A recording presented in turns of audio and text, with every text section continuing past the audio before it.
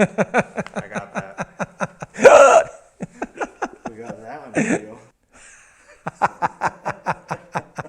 Yeah, we got a little clue on this one last night. So I was born in a 6-man army tent. Yeah. So it was a Vietnam era salvage, surplus army tent, and my parents were hippies back in the day, and we lived on a undeveloped piece of land down in Big Sur, kind of central California there on the coast, and I was born in that tent, and honestly, I'm not sure how long we lived there, but I know that when I was about 2, we moved up north to the Santa Rosa area, which I spent, split my time the rest of my life between there and Humboldt County, where I currently live. What we're going to do is we're going to build a coyote model. So go up and get my templates. For each bow model, I've got a different series of templates that I'll mark out my handle wood. So like this is an XT model. Mm-hmm. This is where the accent stripes would go through the handle right here. And we're going to build an FXT model. So here's our center flare, and then the 2 outside pieces right here, and then the accent stripes will be sandwiched in the middle right there. Sweet. No, I started out when I was about 5 years old, and I found an old wood recurve under a buddy of mine's house, or actually it was a neighbor's house, and, really? I declared it mine, and then proceeded to go on all these wild big game adventures in my head, and going out deer hunting, out in the backyard, and I actually grew up on it was kind of a commune, 1,100 acre ranch where there was a whole bunch of families that lived on there. It was a sheep ranch. And so it was, a large area that I was able to roam once I, got to be old enough to do so without worrying about straying too far from home. I'm going to use this Tasmanian myrtle burl for the part of the handle here. And always, you look at your piece of wood and try to find a combination of the best figure and the best efficiency. And I think what I'm going to do, I've got a section in here that's got a bunch of holes in it right here that I don't really want to use, but I think I can orient a piece right in here, take advantage. I really want to get this good curl right here. So, kind of try to figure out what I can do to get the best of it right here and also use up my material most efficiently. Right. But so I got to live, in a huge, vast area and roam around and shoot my bow, and so that's really what got me started into archery. And interestingly enough, my mom was a vegetarian as I was growing up, and so this conflicted, deeply with my strong hunting instincts. And I ate meat whenever I got the opportunity, but it wasn't very often. So it's kind of interesting. None of my family members hunted, and yet I had this strong, attraction to it. And I continued to shoot bows and slingshots, and eventually got a BB gun when I got older, and then a .22. I think when I was 12 or something like that. And so I was always into hunting.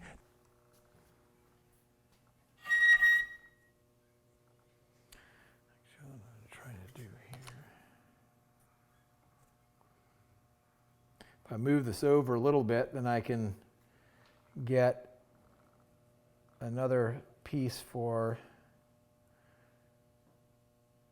another bow right there. And then... So you're just cutting a thin piece out of that. Is that right? Yeah, well, I'm going to take this section out of this piece here, yeah. So what I'm doing here is I'm just laying this out. I could orient this like this right here, but then the whole rest of the board's wasted. Right. So if I slide this over a little bit and then make sure I can get this piece in here, and this is kind of the room for the kerf of my bandsaw blade. If if I orient it, you know, a little bit like this, there's a little bit of defect right in here I'm trying to avoid. Right. But if I orient it like this here, and then I have this piece up here, now I'm able to get a second bow out of this board right here. Shooting a recurve or shooting, you know, an arrow out of a bow, when you're shooting instinctively without the use of sights and it's just you and the bow, and the flight of an arrow is a remarkable thing, whether you're shooting at a small target and specifically aiming for that target, or you're just shooting an arrow into the air to watch the flight of the arrow. It's a pretty amazing thing, and it's almost primal. I mean, it takes you back, you know, thousands of years. People were doing the same thing, using the same weapon to propel their arrow, whether it be at an animal, at another human being, or at a target, or whatever that was. And it's an incredible connection to our past in that, you know, of course we're shooting more advanced materials. Our arrows are you know, something that is, you know, made out of space age materials, but essentially you have the same piece of equipment in function and concept, and to take that and, you know, draw an arrow back and shoot it towards a target, and whether you hit that target or you don't, I mean, of course if you hit it, it's a much more rewarding feeling, but just that feeling is it's an incredible thing. And I'm always I don't want to say I'm surprised, but it's always neat to hear, you know, somebody who picks up a bow and shoots an arrow for the first time, and then they turn and you see that smile on their face, and they're like, wow, I never knew I could get so much out of such a simple process, you know, and it's incredible. And kids especially, kids just absolutely love it. I mean, what kid doesn't take a mud ball and throw it, or pop a balloon for the effect? And it's the same sort of thing with shooting a bow. I mean, you're taking a weapon and you are using mechanical advantage, drawing this bow back, and you're shooting this arrow far faster and farther than you could pick that arrow up and throw it. And yet it's all done under your own power. And that's a pretty neat thing to be able to do. What I'm going to do first is I'm going to cut this piece free right here because of that defect. I'm not sure if it goes into the handle this way, so I'll make this cut first and then cut that out, remove this piece so I can see if this bark inclusion goes into the piece, then I'll have to slide that over further.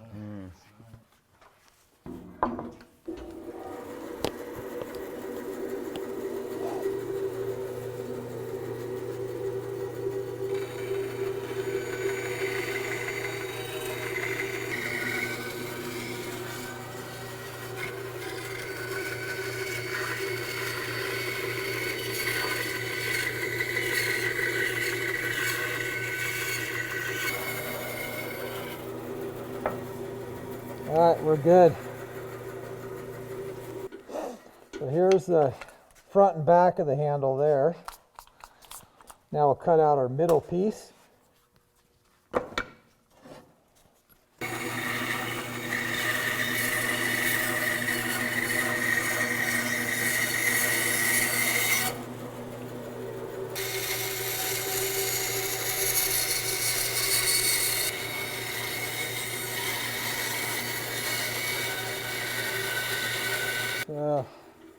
There's our beginning of our handle here. That is awesome. So I would say I'm a hunter first and an archer second. And I look at that viewpoint. I mean, if I look back at my past when I was growing up, I had a strong interest in hunting, whether it was a blowgun, a slingshot, a BB gun, a rifle, whatever it was. I mean, I had an intense interest in firearms when I was a kid, but my dad wouldn't let me have a center fire rifle. And had he have been open to that, there's no doubt in my mind I would have been a rifle hunter, and I would have been extremely happy doing that, and my life would have taken a way different path than it did. But the fact is that my dad wasn't a hunter, And as a result, he didn't feel comfortable with me having a 270, a 12-year-old having a 270 without any parental supervision. He's probably pretty smart for that. So instead, he said, "Oh yeah, you can have a bow and arrow. What good, what harm can that happen with that?" Well, maybe he wasn't exercising the best of judgment there, but ultimately, that's the path that my life took. And so, if I look at my roots, I can clearly identify myself as a hunter. And it was more, the weapon was, or the choice of weapons was opportunity for me. And for me, it became archery. And then I fell in love with that, and that's the direction my life has taken me. And it just so happened that I also really enjoyed working with wood, and had since I was a little kid. And I worked in my dad's shop, and then had a career as a professional woodworker, and then that morphed into me building bows. And so really I was able to combine two passions, but I would say definitely I'm a hunter first and an archer second.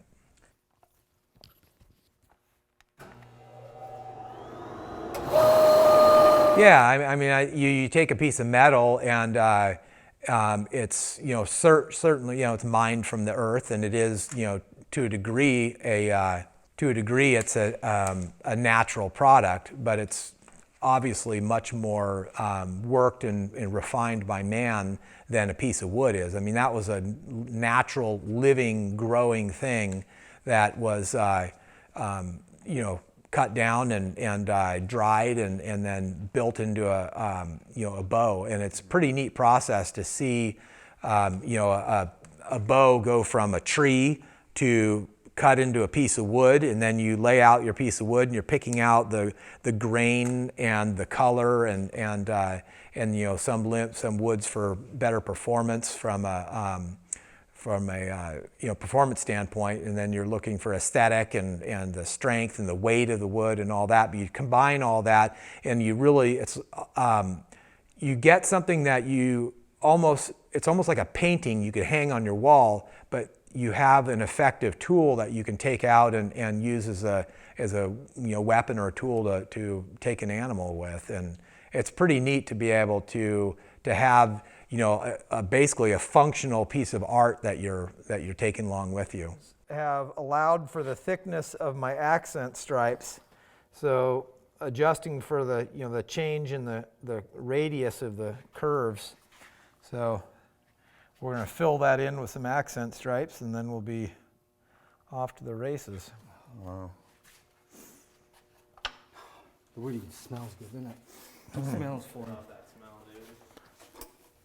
So I started out shooting a recurve and then graduated to a compound. I think when I was 13, I got my first compound, and then hunted with a compound for probably, 20 years or so. And during that time, I also hunted some with a recurve, but not a whole lot. And but I always had that, that kind of foundation. And then the opportunity came up for me to buy Stalker, what was Stalker recurves at the time. And in 2007, I bought the company, and that was kind of my big transition back into traditional archery. I mean, it was to be honest with you, I was pretty nervous about making that transition from shooting a compound to going to shooting a recurve, and worrying, geez, am I ever going to fill a tag again? And I knew it was possible. I mean, I had shot pigs and goats, and I shot a deer with my recurve, so I definitely knew that was possible. But I also understood the limitations of traditional archery equipment, and the fact that my effective shooting range was no longer going to be 60, 65 yards like that. It was going to be a lot closer. And so I was really nervous getting into it, but at the same time, I also was really ready for a new challenge. I every year would kill mule deer with my compound, and consistently killing big bucks, and I certainly enjoyed the success, but I also was yearning for a greater challenge. So this wood right here is all your accent wood? There's veneers in here, there's accent stripe material in here. So yeah, veneer is basically a very thin piece of wood that is cut and then sanded down to thickness here. So this is a piece of Coca-Cola right here, kind of a plain Jane piece, but this would be a limb veneer right here. So it's about 25 thousandths of an inch thick, so fairly thin.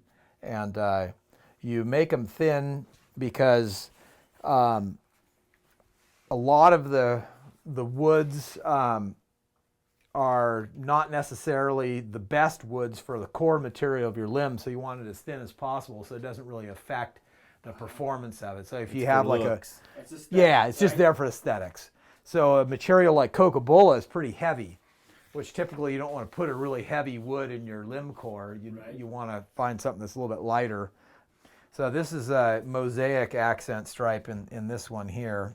It's an upgrade, but it looks really sweet. Yeah, it does. And so I think I'll probably do these in this one and then sandwich it in between a couple of pieces of maple.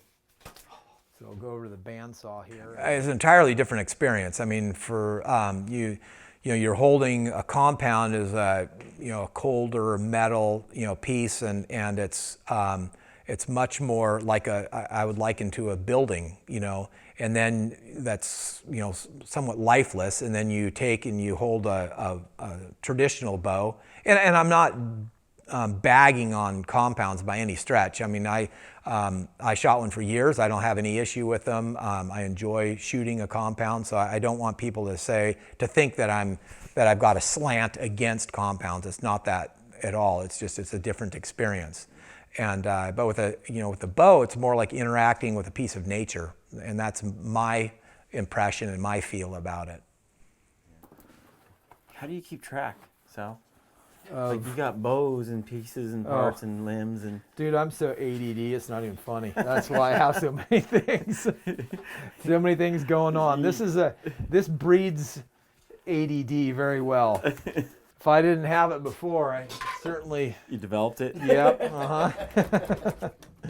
No doubt. That's why I have piles of handles, because I'll get distracted by a beautiful piece of wood, and even if I don't have an order for a bow, it's like, or I'll think of a wood combination. It's like, oh man, those would look really nice together, and I can't help myself but to glue it up. So this is a 2-part epoxy that it goes equal parts by weight, but one weighs more than the other, so you can't go by volume necessarily. One's more dense or. Yeah. So then 2.5 times 1.8, 45. Yeah. Well, my brother, he had a bandsaw, so we'd pop the bottom cover off the bandsaw, and my brother would turn the wheel by hand, and I would shove my workpiece in there to try to cut it a little faster. Oh, So, nice. yeah, it was classic.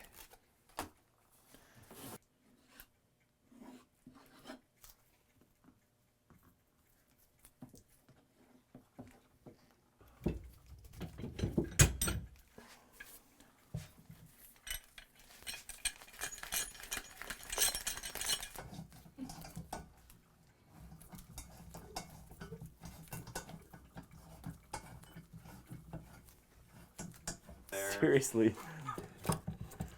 I feel like some kind of mobster hideout is where we're at.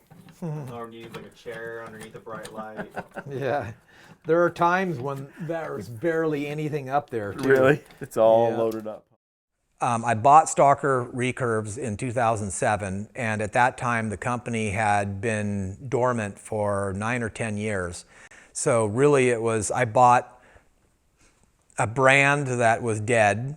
I bought a bunch of equipment and materials, and then got a week's worth of training, and then was off to the races. And so really I built the company, certainly an established company. I don't want to take anything away from the guy that started it, because knowing what I know now, there's no way I would start a company like this from the ground up. There's just such a learning curve. So much knowledge that you have to pick up, and then the machinery that he built, all the custom tools and all that.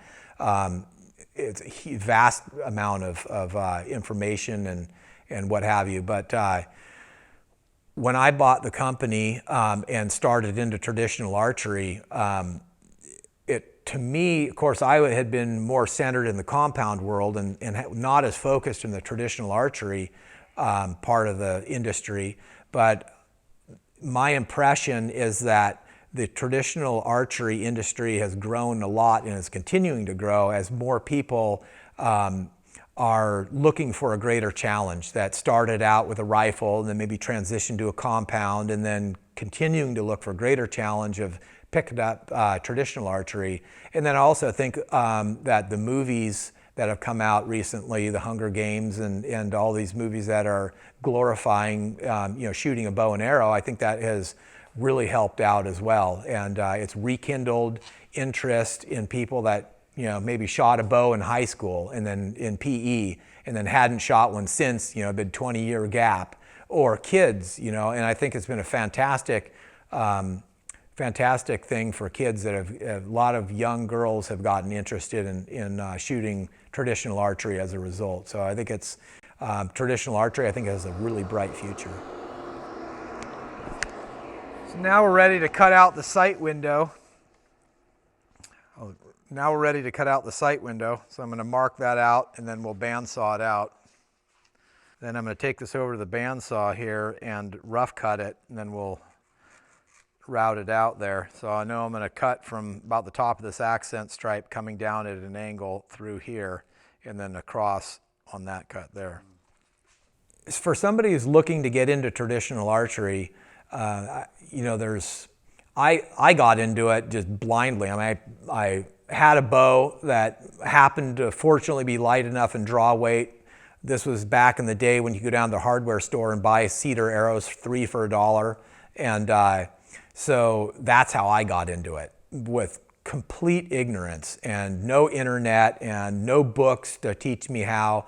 I've got some black and white pictures of me when I was a kid drawing my bow, and I'm anchoring 6 inches past my head so I can get a longer power stroke, because I was smart enough to realize the further you draw it back, the more you get out of it. And so, you want more power, you draw it back further. And I'm lucky I didn't take my ear off in the process. With my fingers all underneath the shaft there. Yep. And then there's another style called split finger, and you would anchor with 1 finger above, 2 fingers below.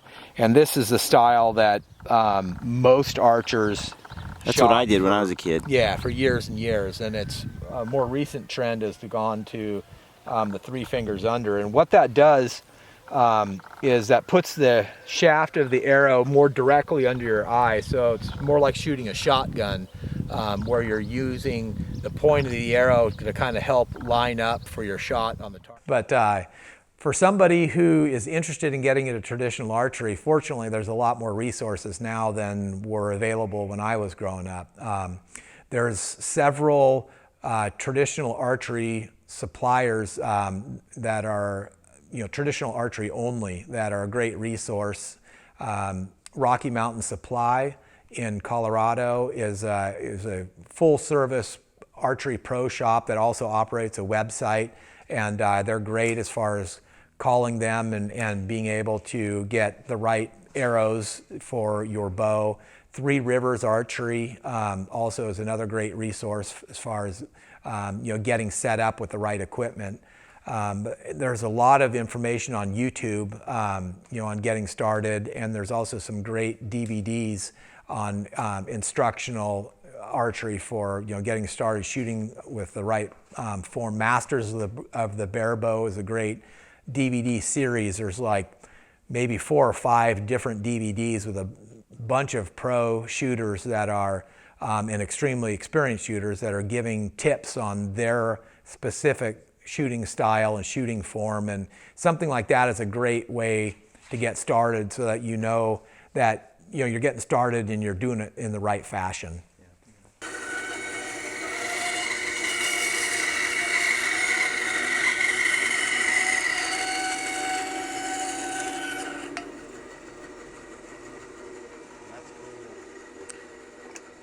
So now you can see roughly how the arrow will sit there. Now I'll take it out over here and radius this. So now we have the curve cut there for the arrow shelf. arrow rest there, and then the sight window cut to thickness. And then we're ready to glue on our fiberglass backing for the handle. So now actually we gotta bandsaw a piece of wood for this off of our, what did I do with that handle piece I was cutting on yesterday? Did I leave it over there? Where did I put that? There it is.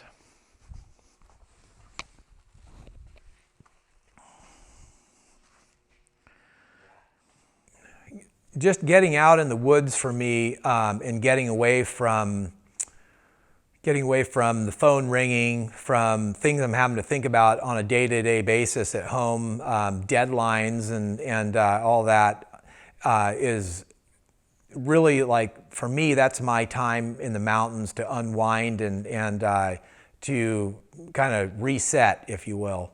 And it's for me, it's a really spiritual time. And whether just getting out there, and it doesn't necessarily even have to be that I'm hunting. I could be out there stump shooting or backpacking or whatever. I mean, when I add a bow into my hand, then there's a different sense of purpose, and it brings a different goal to it. But it's still a similar experience in that I'm getting out there, rejuvenating myself. I come home more whole for my family, more refreshed for my family, more patience, for the kids, and so it's an extremely valuable experience.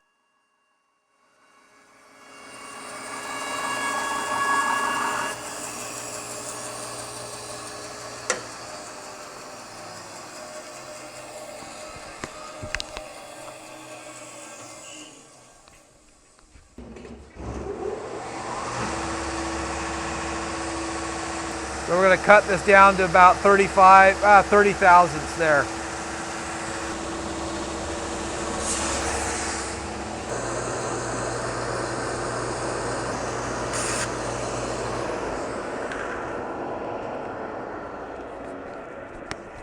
This piece of clear glass, I just roughed it up so that I'll get a good glue surface to glue on my overlays there. And then this is how it'll be laid up right there. That's fiberglass, wood. Yep, and then clear fiberglass, white fiberglass, and then walnut. And these two pieces are just decorative here. Yeah. Kind of breaks up the monotony of one long strip of wood. And I think the difference between what weapon I have in my hand, ultimately that really has a greater influence when I'm choosing my stalking route and how I'm going to go about that, and just the different levels of excitement as I get closer. And I mean, starting out, I know with the stickbow that the closer I get, the greater the odds are that I'm going to fill my tag. But at the same time, the closer I get, the greater the chances that I'm going to blow this animal out and I'm going to ruin my stock. This is more of that longbow type of a traditional longbow handle where it's less defined. And I'll show you another longbow from another manufacturer I have upstairs. But this is kind of a little bit more of a straight handle as opposed to this one here has a more of a defined pistol grip handle. This is somewhat of a hybrid right here. It's not really a true longbow handle. A true longbow handle would be more like, say, this part right here, where you don't really have as positive of a locator. This is called a locator grip here, where you have something that where you slide your hand into, it goes into the same spot every time. Right. And this being even more defined there, so that when you slip your hand in, it's very repeatable, which is conducive, of course, to greater accuracy. Yeah, this one, that's why most people, if they're going from shooting a compound to shooting a stickbow, or they're starting out shooting a stickbow for the first time, you're going to have greater success from an accuracy standpoint shooting a recurve with a locator type grip, one that's really defined. You're going to have a lot better success with this than you would a traditional English longbow, because it's just, they're harder to shoot, in my opinion. Some guys, would be swearing that the opposite is true, but I think those are in the minority, that a recurve typically is going to be easier to shoot than a longbow.